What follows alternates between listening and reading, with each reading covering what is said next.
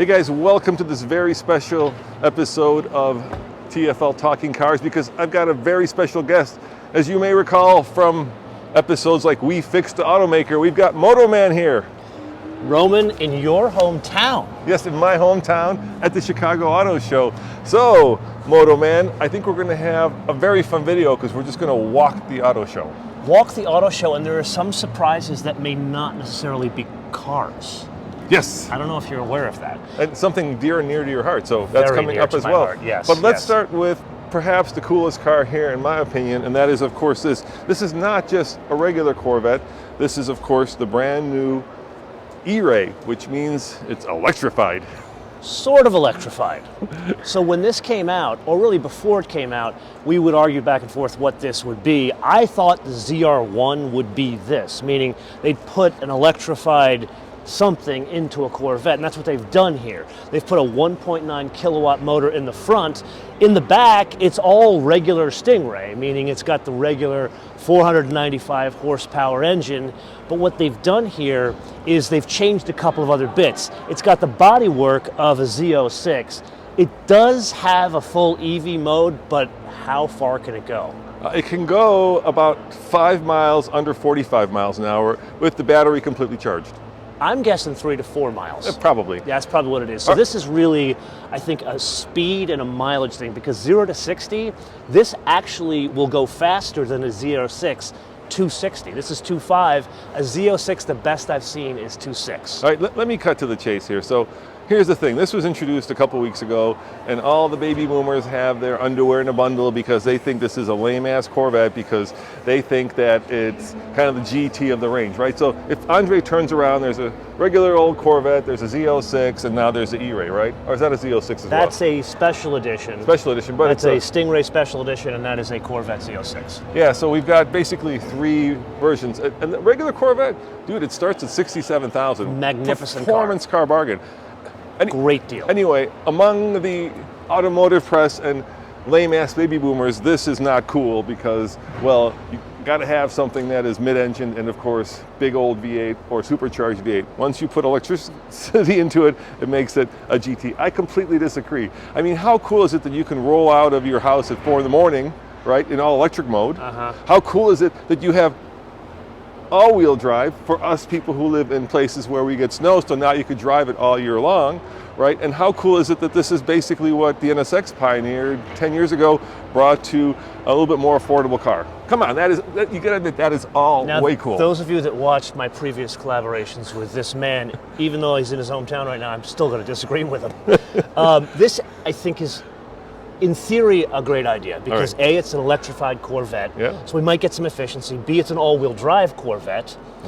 But C, here's the problem. I think the market was expecting a ZR1.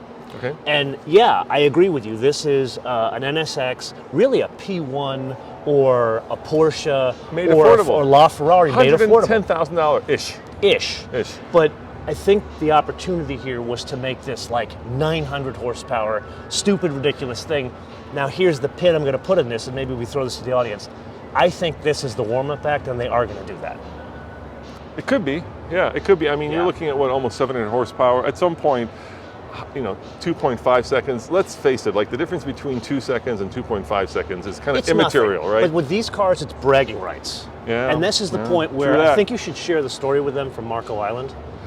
I'm not going to share. I got a lot of. We did another walk around with Andre, which is on the Talk channel, just focusing on trucks, and I got into a lot of like woke stuff, and I'm not going to do that. No, it's not what this is about. You wanted a Corvette. Yeah, but the problem is all the people in the. I said I wanted a Corvette, and I saw a bunch of old dudes driving them, and that kind of. Yeah. Okay. And then people were like, hey, "You're being ageist," and I'm like, "Oh, really?" I'm like a group that needs protection. Our old rich white men. Come on. People have a sense of humor. Yeah, although exactly. he is old. Yes, I will agree with that. But I'm not rich. But I am white. Okay, so where do you want to go from here? Where do you want to go? Let's just see what there is to see. Why don't you show them, unless you've done a video on it, that tracks. That's kind of right up your alley. I would rather show them this. Okay, let's show them this. Let's go over here. I want to show them. Have you driven or had any experience with the Hyundai Ioniq 6. Yes, I have driven the Ioniq 6. All right, let's go take a look at it. That is interesting. That's an interesting car. I think that's there's a couple cars I'm really looking forward to this year, and the Ioniq 6 is one of them. As you know, me and Nathan try to do a new Cannonball record from Disney to Disney. Yes. And we did it in the Ioniq 5, which is right there. But I think the Ioniq 6, which is right here, is the one that could break our record. Because of the efficiency, because of the aerodynamic efficiency. Yeah, so this is kind of a weird, it's funny, right? They did this kind of small-ish, cool crossover, and Hyundai is the only brand where, like with, as you know, with like Audi, right, you've got the nesting dolls, right? Yes. Like the 3 is the same as the 5, right? Here, not a fan of that. I love that they don't do that. I mean, this is 5, this is 6, and they look nothing alike. Zero. Yeah. Now, what's interesting, couple points about this, and I'm going to give you something very inside baseball about how much excitement there is about this car. We go on these drives. Actually, that's where I met Roman like 13 years ago. And you have to sign up. You get an email and say, hey, come drive our new car, blah, blah, blah. And they say you have till a certain date to sign up, otherwise you don't get the invite anymore. This car, this invitation, sold out, meaning filled up in a day. No other, like you could go to Ferrari events, they don't fill up in a day. This one in a day. That's how much excitement there is for people driving this car. Would you agree that the closest competitor to this would be a Porsche Taycan? No, BMW i4. Yeah. But both are substantially more expensive. And yet, here we're Yes, looking they at are. probably a $50,000 to $60,000 car. You know, No, I'd say they're going to come out probably 40 for You think this. it's going to be 40? The basic one's going to be 40. I think the one with the 320 horsepower, 340 in this case, this one's going to be probably about 50, 52. And then the N is probably going to be somewhere around 62. But they did say that they're going to do an N version on this, and it's going to be a bit more power than the 576 we saw on the Kia EV6 GT. So what I like about Hyundai is that they do have a design theme, right? And that's these little dots, right? So Love it. The dots are the same in this car or in the 5, which is over there. But otherwise, the two, share a chassis, but certainly nothing else. The one thing I am actually not missing is I got to see the pre-production version, the European one, and they had the cameras. I know, they were over here. And you'll see this big spot, right? Why don't we have Andre get in there and show them that?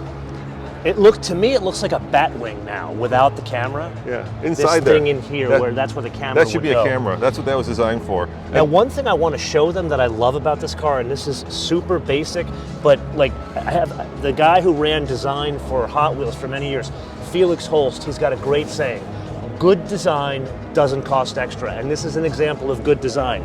Notice you don't see any switches on the door, just the door. This is the door lock, or the memory, I should say. They've moved the window switches to the center console, like the old school BMWs. This is ergonomics because your hand literally falls to the window switch, makes it so much more simple to use. Love details like that. All right, here's another detail, and I bet you know this, but I'm going to test you. Test me. All right, what are the 3 dots for? That's Morse code for Hyundai. Or they give you the state of the battery. I fly airplanes. Or they give you the state of the battery, too. I think it's super cool. It's I there's love these that. little, really So, like let's genuine. go back to your point about the nesting dolls. Yeah. I would argue, I don't know about what you feel, because you By the way, what do you think of the droopy back end? Hate it. Yeah, that's the only part. Infiniti J30. Exactly, yeah. Hate the back of this car. Yeah. I get the biplane spoiler. It provides a little bit more downforce, because remember, these are going to be front-wheel drive and all-wheel drive, so you are going to need the downforce here in the performance models, but still you just can't get around ugly, and I don't like that. Infiniti, I agree. Infiniti, J30, all the way. And I got to be good friends with the designer of this. He's a British Saying guy. it. Yeah. No, the British guy who runs Hyundai Design. I can't think of his name right now. Anyway, he was telling me why he did this, and I understand it, but still, it's out there. I watched your video on it. Yeah. You guys should go back and watch that video. All right, well, should we keep going? You were saying actually, huge question here. Yeah. I still believe that the best EV on the market today, full stop, is this one. Yeah, what do you think? I spent 46 hours and 46 minutes behind the wheel with Nathan. So you should know. But now, even after that experience, and you've owned a couple of EVs, yeah, look, it's incredibly comfortable. Do you still? Do you feel that's the case? It's affordable. It's all-wheel drive. It's roomy. It has styling that is completely unique and unusual. I agree. I think this is, people are, of course, fixated on Tesla, right? The Yeah. Model Y, but this is they've taken the bar and raised it another notch. And not just because of the propulsion system, it's a combination of the propulsion system, the packaging, the design, and the interaction with the UX. They don't make it like most people, like, I know you love Fords, but Ford, they put this stupid tablet. They don't like me. Nothing works. Yeah, they don't like me either. Nothing works in the tablet, and they tried to re-engineer the whole system because it's electric. And you didn't need to do that. And this is a case where Hyundai and BMW and Porsche, they didn't re-engineer everything because it's electric. They still make it work. So the one I'm really looking forward to is actually, well, that one, the N version, right? I So love the the N N. version of the Ioniq 5 is Yes. coming very soon. And I just drove the EV6 GT, right? Which is Yeah, the same. we were there at the same time. Yeah. And I thought that was a little, maybe we can see it here. I thought it was a little understated. I wanted to see a little bit more like muscle, I wanted to see more. From the design, or more yeah. power? No, from the The design. power was enough for you. Yeah, the power was fine. A little short on range. I think you need to be at 300 for people to be really comfortable. I get that, but when you add that much power as well as big tires, you cut the range. Actually, it's really the tires more than anything else that cut the range. Nathan bought this. I know. Yeah. I love that Nathan bought this. Did Yeah. you know that you and I think, were in Florida at the same time, and I drove a Maverick finally. And I loved it. it's good, isn't it? And I am not a Ford guy, Yeah. but I love this thing. I will agree with Nathan on his complaint about the screen is angled the wrong way, but everything else, I was blown away with not just the way it drives, but the build quality. On the inside, it's better than a $20,000 car, and the ride quality wasn't what I expected from like a cheap pickup. It rode more like it had a more supple drive experience. I couldn't, we're agreeing on everything. So let's talk about this, which is the new Countach. I believe they unveiled this at Pebble Beach yes. this year, yeah. So I didn't expect to see this here at Chicago, because let's be honest, Chicago it's kind of a B-level show, but in reality, from the perspective Hey, I'm going to go consumer show. That's what I was going to say. Even though, can we say that Roman he has bad taste in pizza? His people call it quiche. My people I call it quiche. His people call it pizza. I got that wrong. Anyway, back to this. Yeah. The Countach. Countach. So this Classic is name. this is a 50th anniversary of the Countach. It is a real Lamborghini. It was done in-house by Lamborghini. It is a very, very limited production Lamborghini. They're only making 112 of them. And believe it or not, even though it's a retro car, you can see some of the touches from the front. You see the lights that look like the Countach from the 70s. Even the Periscopo, they brought that back with a sort of sunroof on the top of the car, and that goes into the louvers in the rear. And then it's got a takeoff on the original tail lights from the car from 1970. But what they've done here is this car is it's a future, or really a signpost of things to come from Lamborghini, because believe it or not, that is a hybrid. So that's got the propulsion system from the Cyan, how do you pronounce it? It's got the little tilde over the A. Yeah. Anyway, this is a both retro and modern Lamborghini, because they're going to go to 100% electrification on the next generation of both the Huracan as well as the whatever the 12-cylinder is going to be, the Aventador replacement. Yeah, so we're any day now we're expecting the Aventador replacement. They just came out with some final edition models of the Aventador. But yeah, so if you're a big Lamborghini fan, let's see the obviously, back. Yeah, let's go look at the back. Might as well check it out.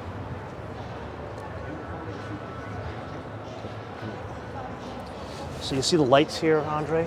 What they've done, so this is the same shape of the original car, but they've updated it. They've put the active aero in. They've done this carbon fiber, knowing Lamborghini, this is probably a $5,000 option, and it comes with black plastic as standard. But then they've extended the carbon fiber over the diffuser, and they've done the center mount on the exhaust. I love the exhaust. I think It's those stunning. are And then take a look at the louver. So sexy. Louvers are beautiful. And then, did you see the wheels, the phone dial wheels? Yeah, I love the phone dial. Which is a pickup on the 80s era a Countach Yeah, for and $5,000. for all you millennials, a fold-down wheel. Once upon a time, before this, there were like Yeah. round things on phones, and that's what that harkens back to. Once again, he's showing that he's old. Just want to point that out. So let me ask you a question. Yes. You're rich. Yes, not So this car, I believe, was that rich. $800,000. Look at the size of those tires. My guess is this car is here. So the display that you and I are in right now, this is not a manufacturer display. This is all the fancy car dealerships in the Chicagoland area. My guess it's here because it's available.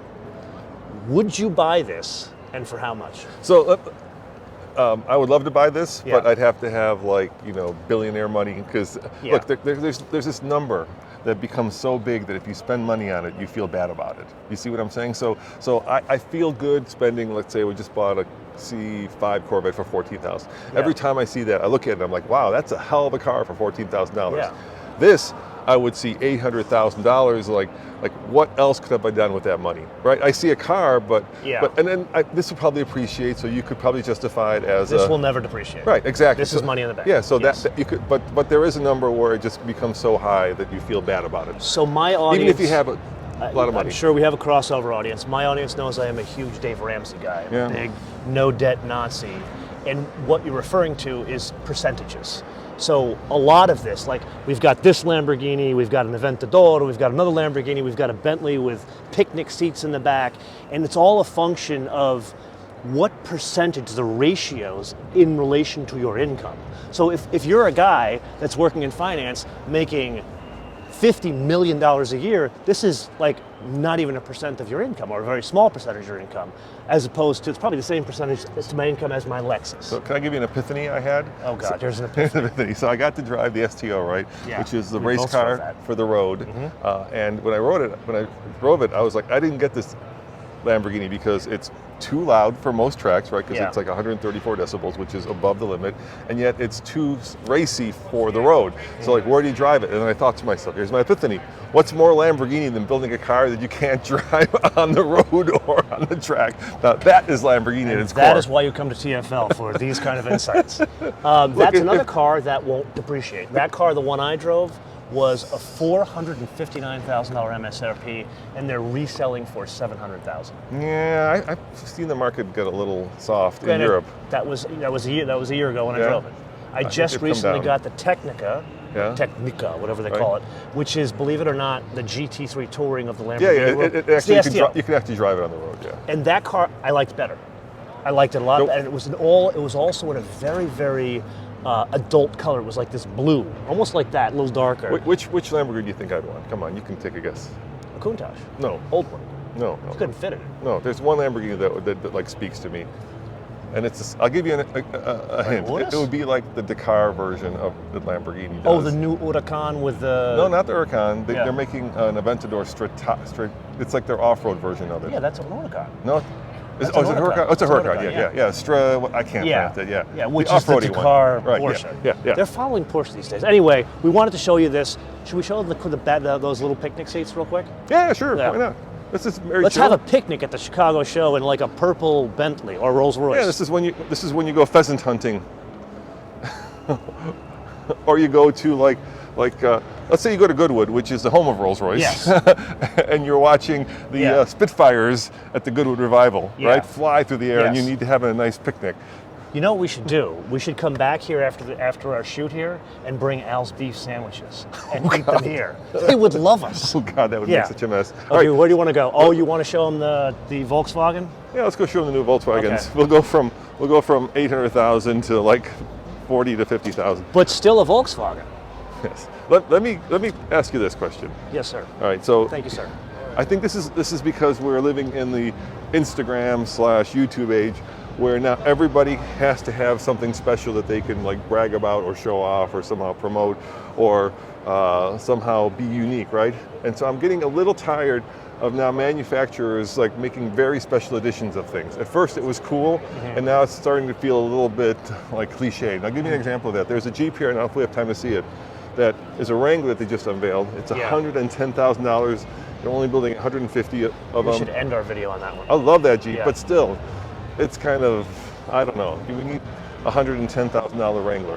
So, I agree for the most part with Roman on this, because to me it looks as if it's a money grab. That's what It's it feels like. Let's slice and dice the pie as small as possible and see if we can get more money out of the vehicles. I personally think it makes sense in the Porsche, Lamborghini, Ferrari world. I do not think it makes sense in the Jeep world. I think it is a money grab in the Jeep world, and it gets to the point where how many of those 392s are they going to make? Because I'm already starting to see those go below MSRP. So now they're coming up with another one, which at some point is going to go below MSRP. The whole point of the special edition is, like the GT3, I buy that car, I know it's money in the bank. I know that I can sell it in 3 years for more money. We're kind of returning to normality, right? So now that supply and demand are catching up with new cars, used cars are starting to come back down, right? And so the whole thing is falling back down in terms of pricing. And that's where it should be, because for a while where we had the situation where used cars were selling more than new cars, that was just crazy. That's not sustainable. So here's a more, I think, middle of the road way that I think is a good example.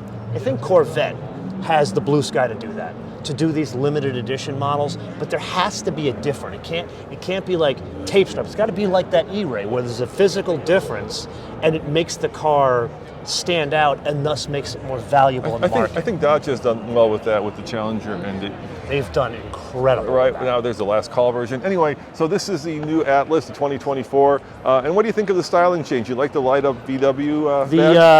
The height stacked lights as opposed to the horizontal. Yeah. I personally think this looks like an Expedition.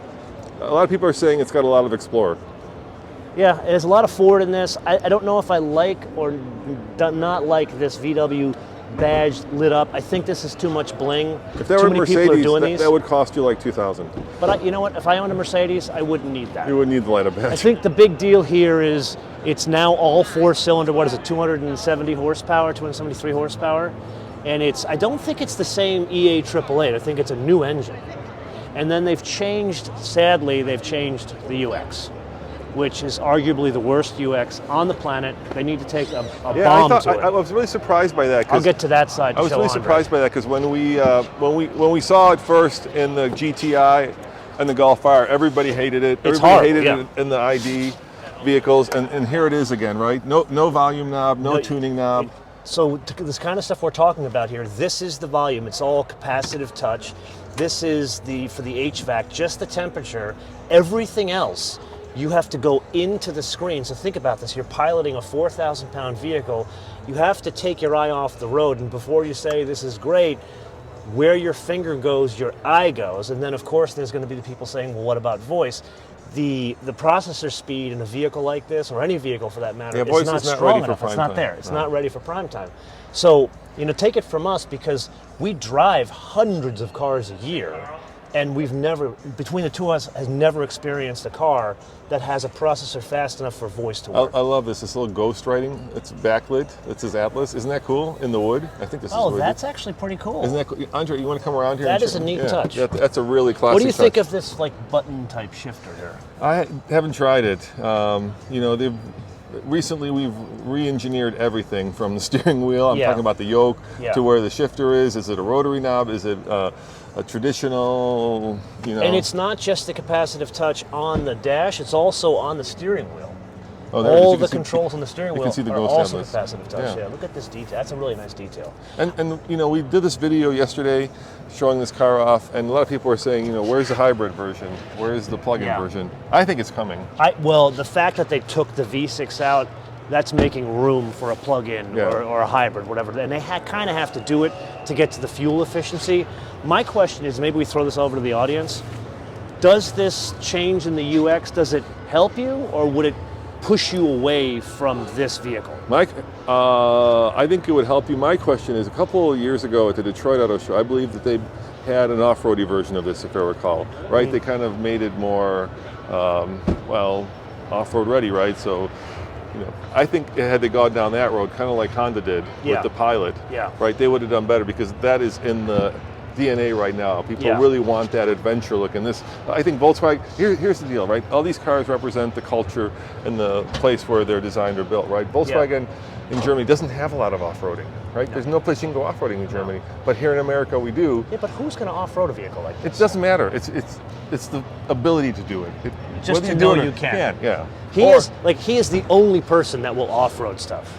I don't. Oh well, no, Andre would. Yeah. Some of our reviewers will off-road, but but it's like, hey, if the zombie apocalypse comes, or whatever. I get that your viewers will do that, but I'm talking about with this. Most people will. Most of your viewers are buying Rubicons. They're buying trucks and they're upfitting them to make them really off-road. But it's not this what you is do going with to a it. trailhead. That's it's what you want to do with it. Whether you do it or not is irrelevant. It's people buy stuff because of what they want, not what they need. This one I defer to you because you know trucks backwards and forwards. All right, well, let's head over. Where do you want? You want to go? Speaking of trucks, you want to go to GMC? No, let's. We got a lot to cover, and we're already probably halfway into this video. I think we need to show the Acura. That's a pretty cool vehicle. That is pretty cool. Is there anything Kia you want to see? Kia. And the answer is not Carnival. Yeah, Carnival. The answer is always Carnival. Oh, one thing we should point out before we go over there. So, I don't know if you've noticed this. Auto shows, they have shrunk in size. Less manufacturers and they fill them up with participate. tracks. So, like, for example, Cadillac doesn't have a standalone booth here. Porsche, Mercedes, BMW has one, but a lot of empty space. So what they're doing now, because cars are EV, they're doing these test drives. So you can actually come to the auto show and drive the car yourself. In some cases, you're driven around. But this is a great use of space in the face of adversity as these auto shows decline in relevance. And it's funny. So I've been. We should show them the RZ. Yeah. I've been coming here for a long time, and for the first time, I actually got to go to public days because my friend Steve wanted to come. And on public days, you can't get within 10 feet of the car. It's crazy. I know. It's unbelievable. Which one do you want to show them? The RZ. Okay, let's go look at it. Yeah, so that's the new all-electric Lexus. All electric. It is based on the BZ4X. We're gonna go. You're gonna go drive it? Yeah, I'm gonna drive it in 2 weeks. Yeah, we're gonna go drive them soon. So, I actually like this better than the Toyota version of it. Oh, much better. Much better, yeah. But we have to show them the very polarizing feature of this. Andre, come around to the driver's side, and I will open the door for you. Oh, John Davis. It is an honored guest. Honored guest. The one and only John Davis. John, how are you? Good to see you. Hello, sir. Good to Hello, see you sir. again. And let's not forget. I was telling the lovely and gracious Jessica Ray, who is buying a Maverick. Icon in America. Yeah, he's still alive. It'll come in 5 years. One day, Yeah. I'll buy it. I said, automotive touchstone in America? He said, yeah, he's still alive. He's got a great sense of humor. Yeah. Is there another one over there? Is that that's the hybrid? Let me see here. That's the hybrid. That's the regular RX 500. Yeah. Look at this. See, these guys, they just do whatever they want because they're motor. Well, they're America's original Well, automotive magazine. You and I wouldn't be doing this without John Davis. No, hell no. Like he is a god in this industry. Were you going to show them the yoke?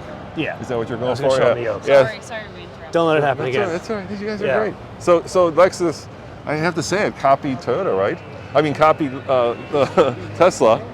In the yoke. Now, In the yoke. you can take a look here. You can see the yoke in there. So I will weigh in here as a pilot. That is totally unsafe. There's a I'm reason with why you. you have a yoke in an airplane and not in a car. Think about how many instances where you have a panic situation, an emergency situation, and your brain is trained to go like this, and what's going to happen when you're grabbing for something and it's not there. I couldn't agree more. And even Lexus backtracked, right? Because now they're offering the Model S and the Model X with the steering wheel, and you can adopt to option a yoke. I think that is going to be a problem with liability, and you will see crashes. But Well- before we go, let's just turn around and look at it. You can see it. They're trying to go after an RX in shape, and they've put this carrying case over the BZ4X platform. So it's going to be a lot of the same specs. I did sit in it. The build quality is significantly better. Yeah, and so the difference between this and the Tesla yoke is that's a variable ratio, right? So Yes. it's like a Formula One car. You don't, I don't know if they work that way, but It is variable ratio. right. So you can steer a little bit and get a lot of turn. Yeah. Versus in the Tesla, you gotta steer Yeah. a lot to get. I'm going to ask you a question now. Yeah, let's go. And Let's go to not Acura. necessarily just this Lexus, but this is one of them that are bringing it about. Toyota and Lexus changed their UX. They went from the back of the pack to what I would call the front of the pack with this new system that they farmed out to a tech firm in Dallas, Texas. What do you think of their system? I thought they owned it. I thought they built it themselves. They bought it. Okay. They bought the company. I love everything about it. We had it in the Tundra, except for the fact that they make you log in. I do not want to log. I hate the login. I do not want to log into my car. I do not want to be a guest user. I want to be able to give a car to you without giving you a login. I do not like green eggs and ham, Sam. I am. I do not like it on a plane. I do not like it on a train. Hey, we had a pretty cool. I want to ask your opinion about this. So Yes, this is the TLX Type S, but this is a special edition, right? This is the hand-built. I don't think this one's hand-built, but this is the. Where is it? What's it called? Special edition Acura. PMC. So they're only building 300 of these. And here's the funny part, right? Yeah. They're building them in Ohio. In Ohio, right? Yeah. But in Where all Acura, special cars red, come from. white, or blue. Get Good, it? good, This I get is it. Long Beach blue. Yep. 355 horsepower out of turbocharged V6. I'm disappointed. You can do more than that out of a V6 with a turbocharged. It's kind of like Stinger power, right? That was about the same. Yeah, it was. I don't know about you. I am not a Honda Acura guy. I don't really love them. But this, I think, is a very attractive car. Oh, we got to show them the exhaust. Andre, Oh, show them. yes, The yes. exhausts are incredible. Of course, you get a plaque. You can see the plaque right there. One of 300. They're once again special edition, right? They're gonna sell out. Look at that. Yeah. One thing I got to show Andre here. Take a look at this, which I think is super hokey. They have a big unified controller for the drive mode. It literally says dynamic mode in huge letters. All right, we had a discussion yesterday. We came up with a good idea, and we'll share this with BMW, okay? Before we get there. We'll share and it I with want to ask your opinion. So BMW has courted a lot of controversy by recently saying that things that once upon a time were given or free, you have to pay a subscription fee for. I'm talking about like heated seats. Yeah. Right? And with electric cars now, there's all these subscriptions. Polestar does this where you can up your horsepower by like 35, right? Yeah. But that seems very money grabby, It your is. term, right? It is. But there's a cool way you could do that where people would be willing to pay for it without feeling like you're getting something that you used to get for free. I'll give you an example of that, right? With the new dashboards, right? The digital dashboards. Yeah. Imagine if you had like a Porsche or pick the brand of your choice, and you could pick like a dash design from like a previous generation or from like 20 years back, right? Would you pay for that? Actually, that is a good idea. It's a good idea, huh? It's not normal for an old man to come up with very good new business models, but this is a good one. I actually like I it. would pay for that. This is a very good one. Yeah. Now, let's step back a little bit. Yeah. And it's, I think, fortuitous that we're talking about this in Chicago. So yes, BMW famously made the heated seats a subscription service. In Europe, some of the four-wheel steer systems are a subscription service. More but money, notice more they angle. backed off of that in the US. They didn't do it in the US because they knew there was so much uproar. I would agree, it is totally the wrong way to go. And it's really, that is a signpost of things to come because car manufacturers know volumes are going down. They're going to collapse as we move 10, 20 years in the future into autonomous driving because the idea is you wouldn't own a car. So here's a way that A, they can recoup some of that income, and B, have a relationship directly with the user, because let's face it, where the general trend is going, that space, this relationship here is going to go to the Googles and the Apples of the world rather than the car manufacturers. All right, well, let's go look at the most expensive. Apparently, I was going to say vehicle. Roman wasn't excited about that. No. Before we go on, I think you elegantly stated the issue. There's nothing for me to add. Again, not Honda Acura guy, but this is a cool car. Look at the kind of the Bronze Tech wheels, even the way it's screwed together on the inside. I got to give credit where credit is due. It's a nice car. Yeah, Probably would never own one because it's front-wheel drive. Yeah, that's the problem. But let's go to the most expensive. I was going to say car, but it's not. It's Vehicle. Airplane. Yeah, is of course the new Honda Jet or the Mark II. So this is of the it. second generation of Honda Jet, and basically Honda came to the market to make like a low to mid-level entry of the jet world. So if you are one of these billionaires we talked about, where a percentage of your income is not impacted by, say, a $10 to $50 million purchase, this is your thing.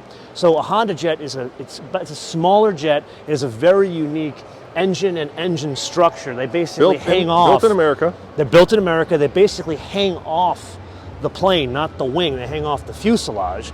And this is like a 3-hour jet. These are 1,500-mile range. 6.9 million starting. Well, they're outfitted like this. So the raw, they're about 6 million. So the way you buy an airplane like this, you buy just the plane that has nothing in it, and then you can customize the interior. So I got to fly in it. Oh yeah? Yeah. That's cool. I got to fly in this, and I called it the Odyssey of the Sky. You have to admit, it is a little Odyssey. And then Andre, turn around and show them the avionics. So for those of you that are plane geeks, those 3 screens are called an EFIS, an electronic flight computer, and that actually comes with a plane. Normally when you buy a plane, you don't get any of the avionics. This system is set up to be very configurable, which is unusual for a plane to come standard. In terms of its performance, it cruises at about 450. And to give you an idea of relevance, when you go to the airport and you fly on United, you're going about 500 miles an hour. So a little bit slower than a commercial jet. Yeah, and then I was just chatting with this gentleman over here the other day. We got to look at this car. Thank you for the insight on all this stuff. You were saying it burns 500 pounds an hour? 600 the first 2 hours. So, okay. Side, and then about 500 the 3 hours. Okay, so think about that. You piss and moan about 20 mpg. They measure the gas and the weight.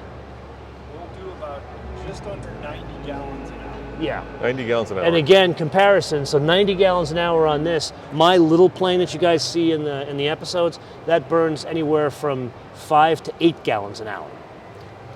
Thank you, sir. So I'm talking about the new Civic Type R here. The reason we're going to show Yeah. that is because this has become the darling of a lot of YouTubers have purchased this car. Mark bought one of these. Yeah, exactly. Yeah. A lot of people are buying this. Let me ask you this question. Yes, sir. And, there's a number of new, I was going to say hot hatches, but Yeah. it's not. But there's the GR Corolla, Yeah. of course, and there's the Type R. Which of the two would you get? GR Corolla. Why? I'm a little bit of a freak for the Marizo, the whole thing with the no back Yeah. seat.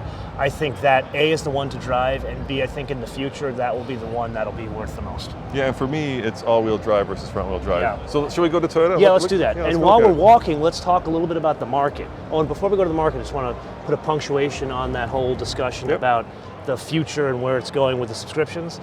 BMW's business, they bought a tech business, a developer business, to build those subscription services. That is based here in Chicago. Oh, They are in the Boeing building. great. Anyway, Great. Much hated. Let's go storm them with pitchforks and knives.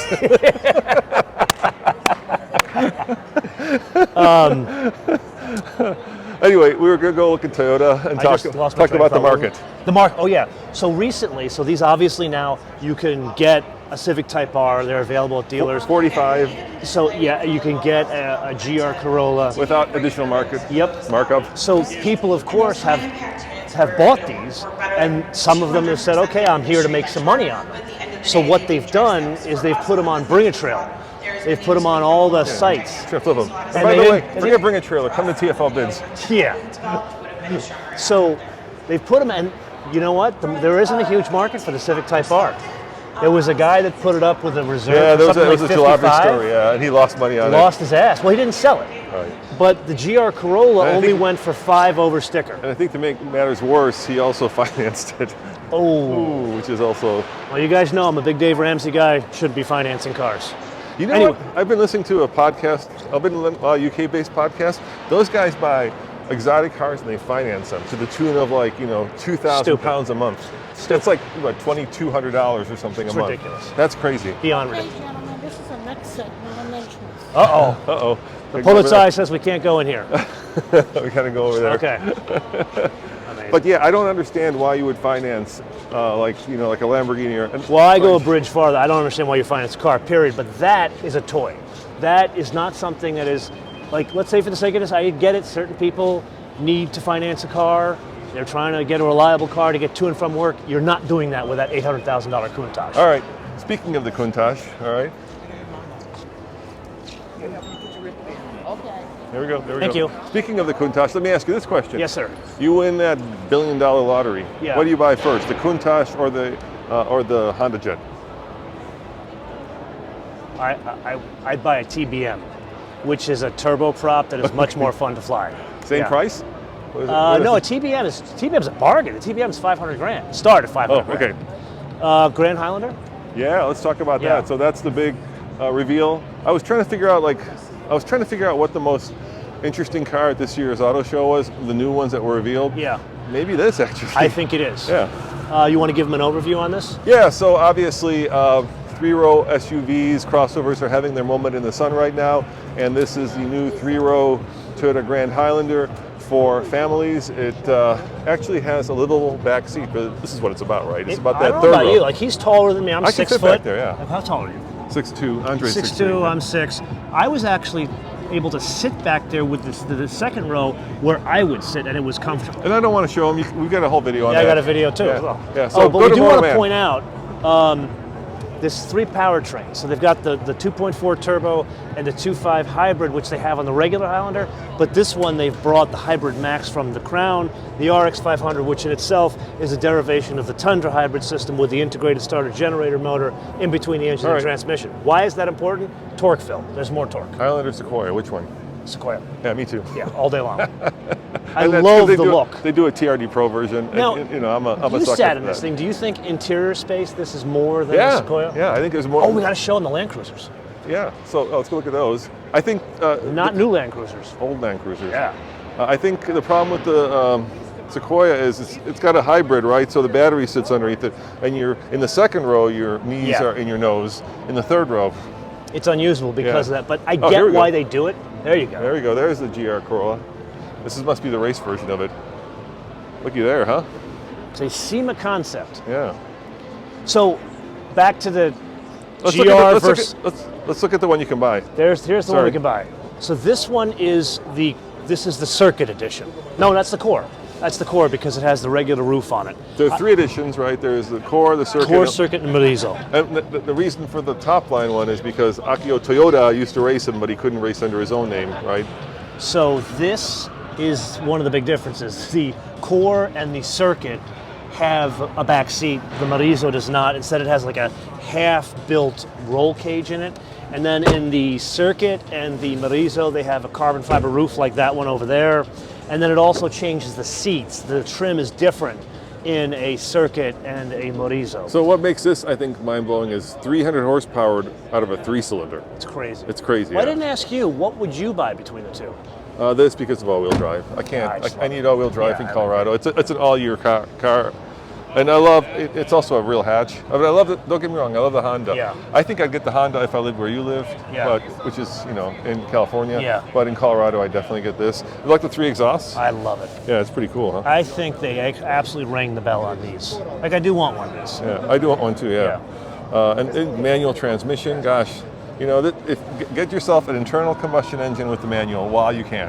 Especially Whatever this it one. is, yeah. Did you drive the Morizo on the track? I did, yeah, but the track was that. So That was the not a problem, good track. It was not a good track. We did it in Utah, and they didn't let us take it on the road. So I kind of felt like I didn't have a good sense for it. The thing that really stood out about the Morizo to me wasn't all the other stuff I talked about.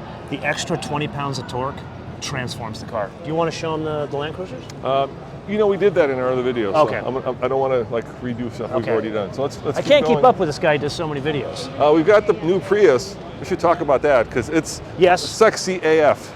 I'm shocked we're saying that about a Prius. I know. Prius, I know. So I was on vacation recently in Hawaii. Here's a question for you. Okay. And I was talking to this older lady who was at the pool, Yeah. and she said she just bought a Prius.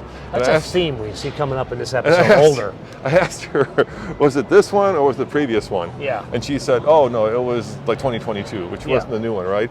And she said she loves it. She just loves how roomy it is. She loves how practical it is. Yeah. That is none of that. None of it. It's no. Look at the roof line. I mean, It's so this goes. You know, Bob Lutz and I. We spend a lot of time together. Yeah. And one of the things he taught me was he learned over his many years in the industry. You can make a car that appeals to everybody, but no one will buy it. You need to take some chances. And the example he gave, they were making some Buick, and I forgot which one it was. They were making some Buick, and they made the C-pillar, which for the audience, that's the pillar in the back where the hatchback is, or in the trunk line for the notchback car. He was saying the original design had something like this to allow for more headroom. But then the designers came up with something like this, made the car look sexier. Whoa. Oh boy, hey now. let's keep going. Yeah. Yeah, that chewed us out of here. They didn't like that story. but So they made the car look sexier like this, then they started clinicking cars, meaning showing the cars to prospective buyers. Jesus, wow, they don't want us here. They don't like us. And we said, they're chasing us with this. Let's go over to the Mustang. We did a video on that too, but let's talk about it. They clinicked, meaning he showed it to prospective customers like this, and by far everybody wanted that one, and that car actually sold. And he said the lesson we took from that was you need to take chances like that. It's not about practicality. So here's the problem with the new Prius. I love the look, right? I love like how they made it sexy and sporty, but they still have the same powertrain, right? It's still an ECVT, right? So it's still very much optimized for fuel economy, and now you've got a sporty looking car that writes a check it can't cash. I want to point something out. In my episodes, I did an episode, the drive episode, and I did an interview with the chief engineer of that car. In both episodes, I said they are prepping that to be a GR version. And the chief engineer, it wasn't like one of the usual, like, oh, we can't talk about future product. He was like, no, we're not doing it. But now they've actually announced they're thinking about doing a GR Prius. Did you know that, I just learned this, that Bob Lutz actually helped start the M division of BMW? Yep. That was crazy, I didn't know. Yes. Yeah. He's also the one responsible for the 3 Series. Yeah. Remember the whole thing I was talking about, like this and this with the design of the car? When he first got the BMW, it was going to be a new 2002, like a box. And he said, no, we got to change the tubble home, we got to do this, we got to do that, and that's how the 3 Series What do you think of the Dark Horse? Don't like it. Don't like it. Don't like it. Why? No. Why don't you like it? So, full disclosure, my father has a 50th anniversary Mustang. Love it. Love driving it. I love the design. It's an organic, beautiful shape. This, I think, takes that shape and ruins it. That's what I don't like about it. Interesting. Yeah. Now, performance-wise, like the fact that you can get a manual rear drive power, I love it. Yeah. I love it. The interior is, I don't think, very good. Yeah, we did a video yesterday. It's also on alltfl.com. Yeah. And this is where I got the idea for the screen, because you can put a Fox body screen. That's one of the options in there. So you that's can change cool. it to a Fox body infotainment. I gotta say that was a really good idea of yours. To sell a pack of, I'll do like the retro, the 68 911 T-Gauge. I think that's a cool idea. And I never say good things about him. What are we at on time, Andre? Where are we at? We're doing good, 46. Okay. Do you want to show him the Mario Kart RAV4? No, I don't want to show him. Okay, right. Let's just zip over to Jeep. Show him the Jeep real quick. Beautiful color, by the way. Beautiful color. Beautiful color. Hello, sir. How are you? And once again, the Motor Week crew is photobombing us. WGN this week, Oh, okay. Well, the WGN. He's moonlighting on John Davis. John Davis is hosting it. Well, there you go. So let's go show him the Jeep, and then we'll head over to BMW, and we'll call it done. But yeah, so I don't know. I'm torn on the Mustang.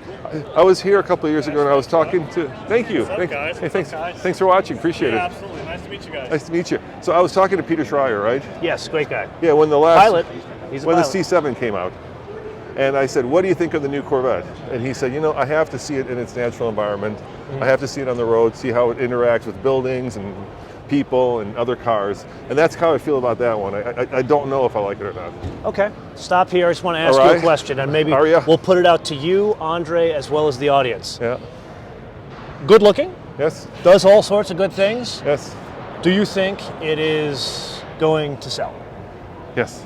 Why? Because all electric cars are selling right now. Yeah, but this is too expensive and came to the market too late. Yeah, it's like one generation behind, but the build quality is actually outstanding. I think I agree. They really did a good job with it.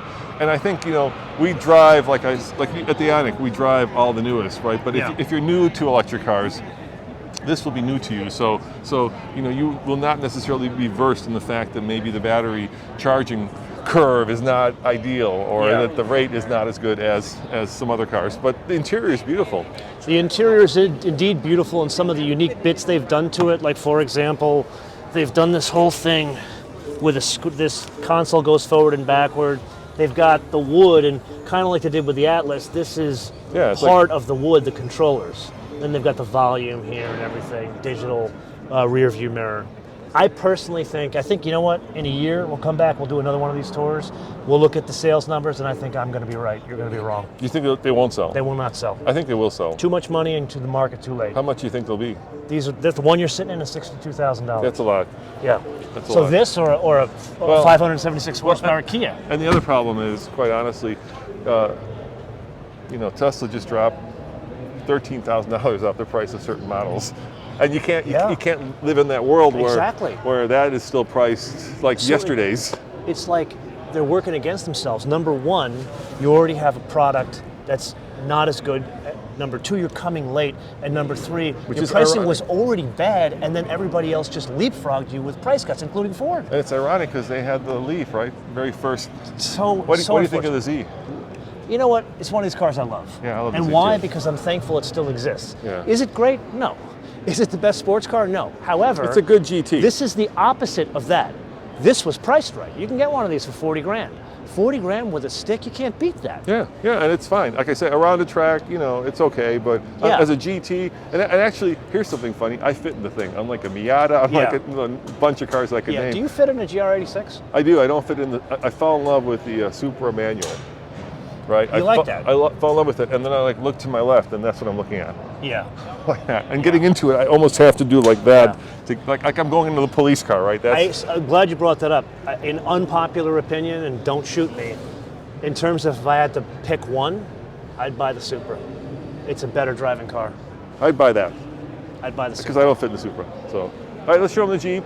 We were talking about special edition, so they just unrolled the 20th anniversary Renegade. Yep. And there's two. Rubicon. Sorry, Yeah. Rubicon. Renegade. God, my brain is in the wrong vehicle. Anyway, 20th anniversary Rubicon, and there's a special AEV American Did Expedition. you show them this yet? I did not. We did nothing with this. You want to do the airflow? I don't know anything about the airflow. So. Okay, so this is a concept car. So basically what this is the second version of a concept car. So this is going to compete against that Aria, the EV6, the Ioniq 5, and the idea is to make a mid-size crossover that is fully electric, and this is Chrysler's version of it. So you talk about, hey, what's happening with Chrysler? All they do is sell minivans. This is what they're hoping to move the brand on, to have a somewhat sort of near luxury experience in an EV. Again, I think they're coming to the market late. However, you look at the design of the vehicle and the way they're taking, I think Chrysler... Did Ralph do this? Ralph did this, yeah. Okay. It was done in the Auburn Hills studio. They took the UX, which I think is very good in most Jeeps and Stellantis cars, and they've applied it to an electric car, so it doesn't have a screen for the sake of being electric. It actually works like a car on the inside. So I'm excited to see what happens with that. I love Jeep as a brand, but I'm a little confused. I don't understand why there's three versions of the Wagoneer and Grand Wagoneer and Jeep Grand Cherokee. I don't understand, like, if you're a customer and you walk into the showroom and you've got like a Grand Cherokee, a Grand Cherokee L, a Wagoneer L, a Grand Wagoneer, a Grand Wagoneer L. I don't see the differentiation between these. Well, if they're confusing you and you're Mr. TFL truck, then I have no hope of trying to explain It this just to seems anybody. like they've like flooded the market. Let me ask you, like, I just recently drove two Jeeps. The Wrangler 392 we did a collaboration on, and then the 4xe Grand Cherokee. Are these competitive, like in the market? Are these competitive? Yeah, they're selling really well. No, forget about whether they're selling. Yeah. Do you think that they're competitive against what they're supposed to go up against? Yeah, I think so. I think especially the interiors are like world class. I'm amazed by the interior. The outside I'm not sold on, but the interiors, it doesn't get much better than this in terms of styling, in terms of integration of screens and traditional So before you controls. close the door, Andre, get in there and take a look at some of the show them the buttons in there. That's what I meant by the airflow. So you look at like a Ford Lightning, and it's all screen, or a Tesla, it's all screen. Chrysler has taken some of this existing UX that they have in Jeeps and Dodges and stuff like that, and they've put it into the airflow, or a more updated version. Where I've noticed between the different brands, like if it's made in the US, it has a great UX. If it's made in Italy, it's horrible. Well, the new Ferrari one apparently is just horrible. Yeah. Horrible, like unusable. And that's the only intelligent Here's thing another I know about question a for Ferrari. you being the truck expert. This or a Range Rover? The new Range Rover, okay, that's a tough one.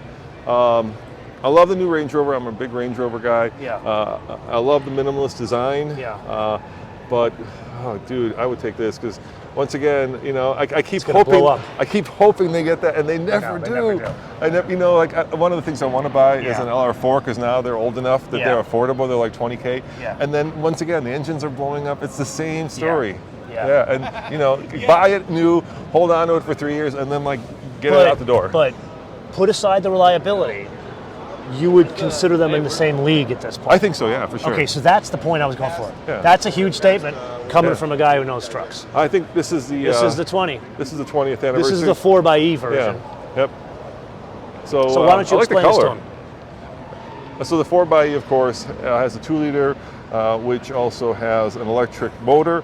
So it gets about, Jeep says 25 miles of all-electric range. Yeah. I think it's what? Andre, do you remember the size of the battery? It's like 20 kilowatt hours, in that range. 17.8. Yeah. And of course, Jeep has gone with blue as their color of electrification. For the 20th anniversary, you get this red interior, red seat belts. Oh, red seat belts on a Yeah. Jeep. Yeah. They should have put that on the 392. You get a little badge on the shifter. Yeah, there you go.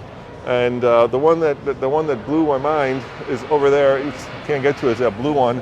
That's the AEV version. And so you take that, and then you put $20,000 worth of AEV parts on it, and you get up to about over 100,000. And over 100,000 for a Jeep. First Jeep with 37s. You can see them From the factory. From the factory. And I think the Raptor Bronco has a lot to do with that, right? They do 37s from the factory? No. They made Jeep come out and now it's become this arms race, which is great for customers. How much is a Bronco Raptor? Like how much are they, Andre? Like 80, 90,000? Yeah. Wow. Andre's better with numbers than I am. All right, let's finish up at BMW. Okay. Oh yes, BMW. Yeah. Oh, yeah. we got to show something very Chicago. Okay. I'm from a big city as the well. food court? Yeah. Terrible food here, by the way. Just in this convention center, but the food in Chicago is missed meal. We can go in this way. Chicago is a missed opportunity. While you're going that way, show them this.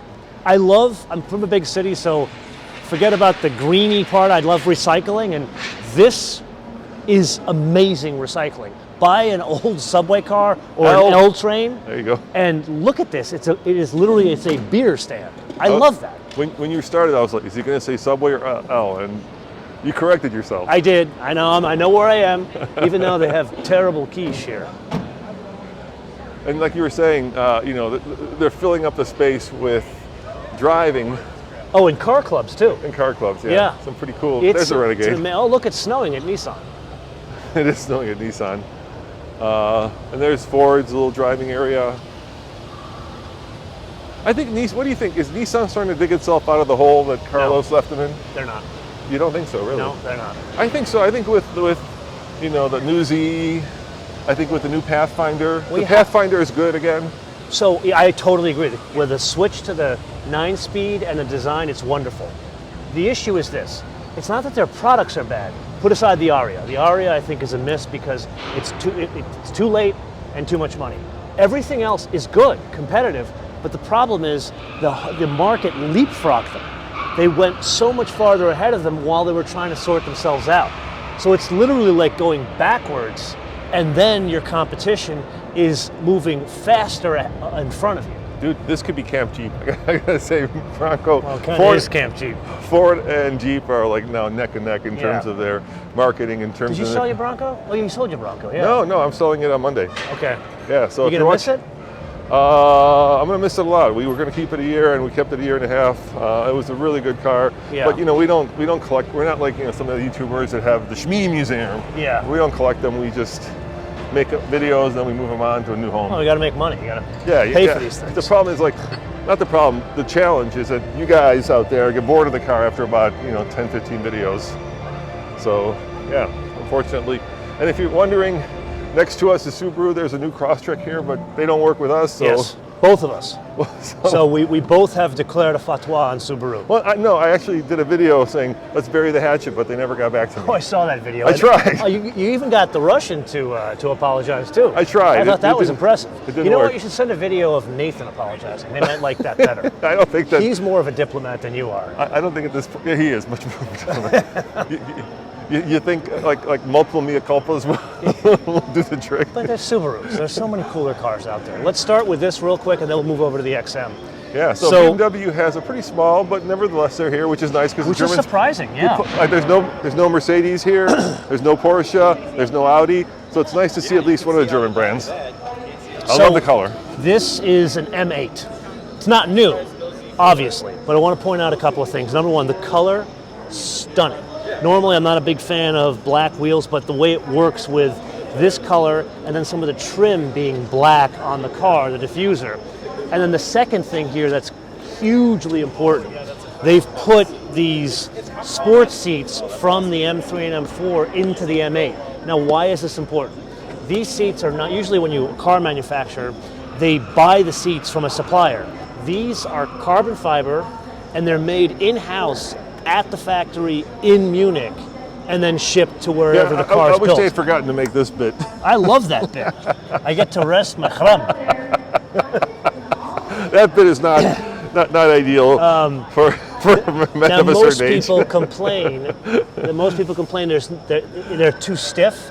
I love them. I think they're magnificent, and I love that they've put them in the top line of the M, and it makes the interior, especially with the suede or Alcantara, whatever they call this, and the two-tone, it is magnificent. You know, it's amazing that they're still building this car because I don't think they sell a lot of them. What do they sell, 500 a year? Exactly, yeah. It's a lot of But money Andre, for a take a car. look, show them the details of the color, the two-tone color with a diamond stitch. That's just stunning. All right, now the one I think that's the most interesting Yep. is right in front of you. The 7 or the XM? I think from a luxury point of view, of course, it's the 7. I think from Yeah. where BMW going, it's the XM. Yeah. So we can talk about both. So an aside here, we both drove them. We have the 760, the 740, and the i7. Show I them the hate- doors. Oh, okay. Yeah, so this is... Ready for a magic trick? Yeah, show them the magic trick. Press, actually, we got to wait for him to go because the door will think he is an obstruction. Okay, we'll press this button after he moves out of the way. Corvette owner. Oh, God. Just bury me. No, they think he opened it, but Okay, so can you just No, hang you're- out there? All right, I'm on it. I'm going to do it myself. Okay, there you go. show I them- want to make sure I'm not cheating here. Ready? You can't stand in front of the door. That's the way it works. Give me a second here.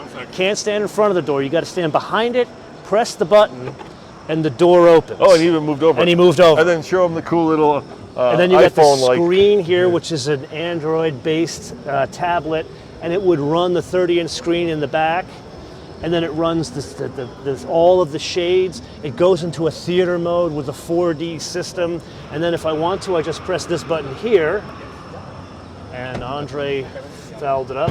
Press that button there. Maybe you have to be sitting in it. No, I think maybe not. Anyway, that's supposed to Whoa. soft close it. That's what happens when you have too much tech in a car.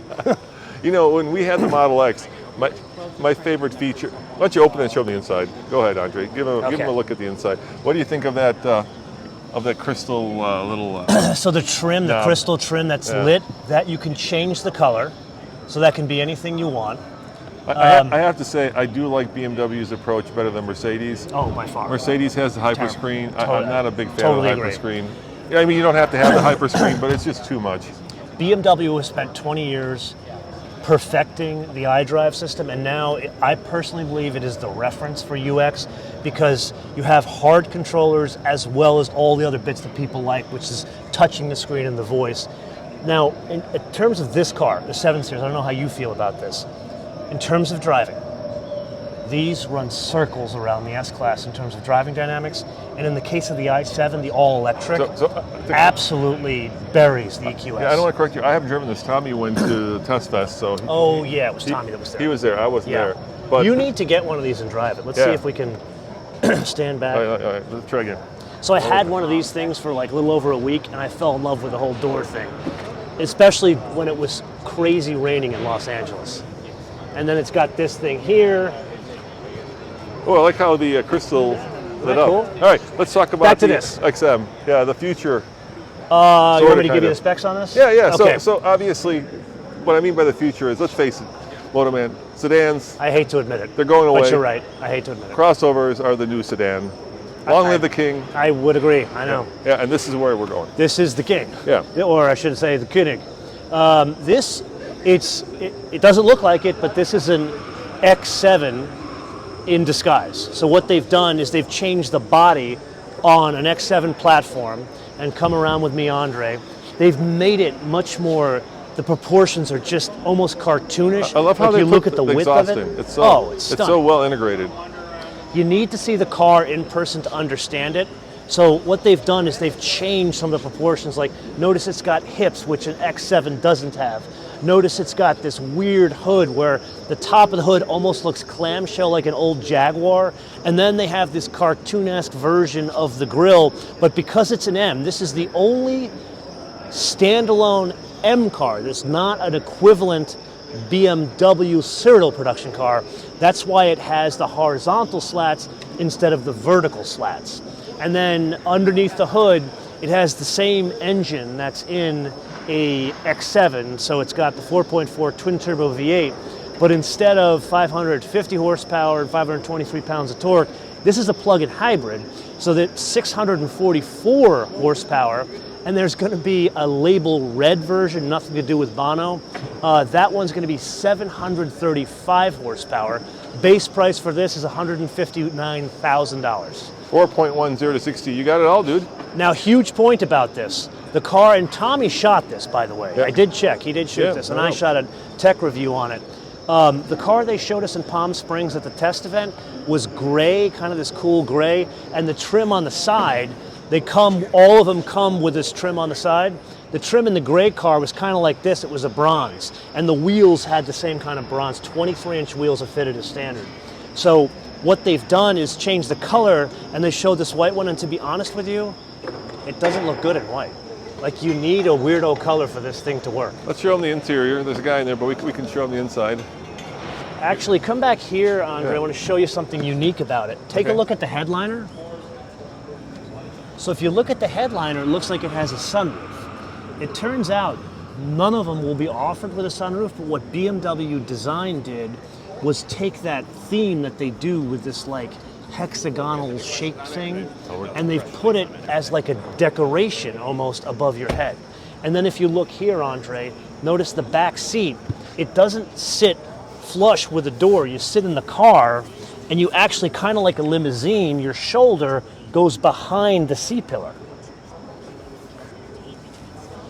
Well, there you guys have it. Our quick walk around, which wasn't so quick, of You and I are never quick. of the Chicago Yeah. Auto Show. Now, if people want more of Motoman reviews, where do they go? MotomanTV, all one word. MotomanTV, all one word, on all the socials, on YouTube. And all what that you got stuff. coming up? What videos you Actually, got? tomorrow Yeah. is the Grand Highlander tech review, and then we just had the Technica, the Lamborghini Technica was last I'm Saturday. so jealous. We get like crossovers, SUVs, and trucks. Oh, you know what I got tomorrow? What? I fly back. I'm doing actually, wait, I forgot to tell them. I'm doing a run at the auto show. Yeah, you can actually run the auto show, but they give you an Sunday hour. to- morning. Yeah, They that's give you so an cool. hour, 8 a.m. So we're doing a run around the auto show floor, then I go home to LA, and guess what's waiting for me? Oh, you're gonna be jealous. I don't know. Give me a hint. That you're standing in the hint. Oh, a BMW. Not just any BMW, an M4 CSL. Ugh. They have one He for us to gets drive. like all the cool cars. I'm not. Look, Yeah, but you I'm own not, a ranch. Come on now. I'm not disparaging our. I would our trade a fleet. ranch for that. Well, and you have you had Lexus. No, okay, you didn't have an Lexus. Never Ixnay on mind. that. All right. Woo, no. All right. Yeah, we're not ready to talk about that yet. Okay. All right. So once again, if you guys want to see all of TFL videos from the auto show, go to all TFL and check out Motoman TV. Thank you for joining me. I really Gentlemen, appreciate thank it. you. I Yeah. always enjoy this. Had a super fun time, that was especially fun. with Andre now. And I know this is not a traditional podcast, but sometimes we mix it up a little bit, and you're always great. Thank you very much. Thank you, sir.